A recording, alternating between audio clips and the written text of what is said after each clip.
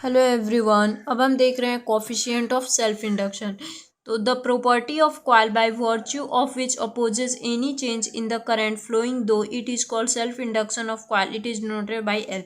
इसे coefficient of self induction को हम एल से डिनोट करते हैं और ये एक प्रॉपर्टी होती है कॉइल की जो कि वर्च्यू करता है और अपोज करता है। ये एक प्रॉपर्टी होती है कॉइल की और जो कि वर्च्यू करता है या अपोज करता है किसी भी चेंज को, करंट के किसी भी चेंज को, मतलब इंक्रीजिंग को और डिक्रीजिंग को वो अपोज करता है। फ्लोइंग दो इट, जो कि सर्किट में फ्लो हो रहा होता है करंट, उसको अपोज करता है। वो या तो वो इंक्रीजिंग हो या डिक्रीजिंग हो, उन दोनों को वो अपोज करेगा। उसे हम लोग सेल्फ इंडक्शन बोलते हैं, इंडक्शन ऑफ द कॉइल बोलते हैं। वहीं लिखा है एक प्रॉपर्टी होता है कॉइल का जो कि वर्च्यू और अपोज करता है किसी भी चेंज को करंट के, जो कि फ्लो करता है उस सर्किट में, या इंक्रीज करता है या डिक्रीज करता है, जिसे हम सेल्फ इंडक्शन ऑफ कॉइल बोलते हैं।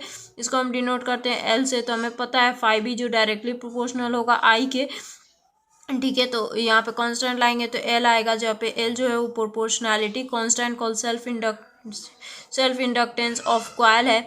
और इसका वैल्यू जो है वो डिपेंड कर रहा है number of turns of coil पे, shape and size of the coil, किस शेप और साइज का है कॉइल, और नेचर ऑफ कोर मटेरियल, जो उसका मटेरियल किस चीज़ से बना हुआ है उस पर भी।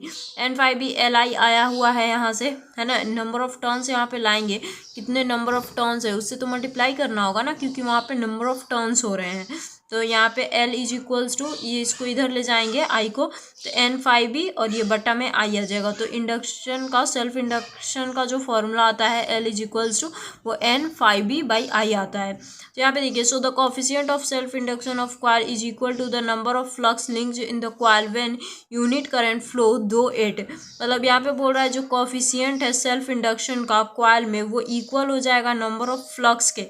ये सेल्फ इंडक्शन जो होगा वो नंबर ऑफ फ्लक्स के इक्वल हो जाएगा। कब?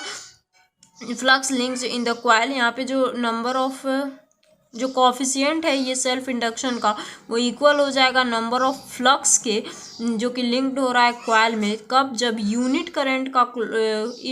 करंट फ्लो करेगा इस सर्किट में। मतलब कि यहाँ पे ये करंट को अगर हम यूनिट ले लेते हैं, यूनिट यानी 1 यूनिट का ले लेते हैं, तो जो सेल्फ इंडक्शन है वो इक्वल हो जाएगा फ्लक्स लिंक्ड के जो कि कॉइल में फ्लो कर रहा है। और self induced EMF is always opposite to the flow of current in the coil. जो सेल्फ इंड्यूस्ड ईएमएफ होता है वो हमेशा अपोजिट होता है करंट के फ्लो से। मतलब करंट अगर इस डायरेक्शन में फ्लो कर रहा है तो जो सेल्फ इंड्यूस्ड ईएमएफ है वो इस डायरेक्शन में होगा, ठीक है। वो हमेशा अपोजिट होता है फ्लो ऑफ करंट के। यूनिट इसका हेनरी होता है, वीवर पर एम्पियर, और जूल पर एम्पियर सेकंड एम्पियर स्क्वायर होता है। ये मैंने आपको बताया था। ये स्केलर क्वांटिटी होती है और इसकी डायमेंशन निकालनी है। यहाँ पे डायमेंशन आएगा m1 L square T-2 A-2। और जो सेल्फ इंड्यूस्ड ईएमएफ होता है इसको हम लोग एक और नाम से बोलते हैं back EMF, and it opposes any change in the current in a circuit. जो कि मैंने पहले ही बता दिया, ये सर्किट में करंट को अपोज करता है, या वो इंक्रीजिंग हो डिक्रीजिंग हो वो उसको अपोज करेगा। और सेल्फ इंड्यूस्ड ईएमएफ को एक और नाम से बैक ईएमएफ से भी बोलते हैं, जो कि अपोज करता है करंट को सर्किट में और plays the role of inertia.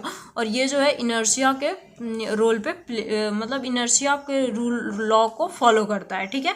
ये सेल्फ इंड्यूस्ड ईएमएफ, तो इसको भी नोट कर लेना है। ये बहुत ही इंपॉर्टेंट है। ब्लैक ईएमएफ बोलते हैं इसको, अदर नेम पूछ सकता है। और कौन से लॉ पे फॉलो करता है ये, तो ये इन लॉ ऑफ इनर्शिया के लॉ को फॉलो करता है। एंड इसका जो चेंज होता है वो कैसा होता है ये भी पूछ सकता है। तो ये अपोजिट होता है करंट से, करंट के डायरेक्शन से अपोजिट होता है और अपोज करता है ये करंट को सर्किट में। ये सारी बातें आपको पता होनी चाहिए। इसका यूनिट, एसआई यूनिट, डायमेंशन, ये सारी चीज़ें आपको नोट डाउन कर लेना। सो मिलते हैं गाइस नेक्स्ट वीडियो के साथ। ये था coefficient of self induction. I hope आपको समझ आई होगी।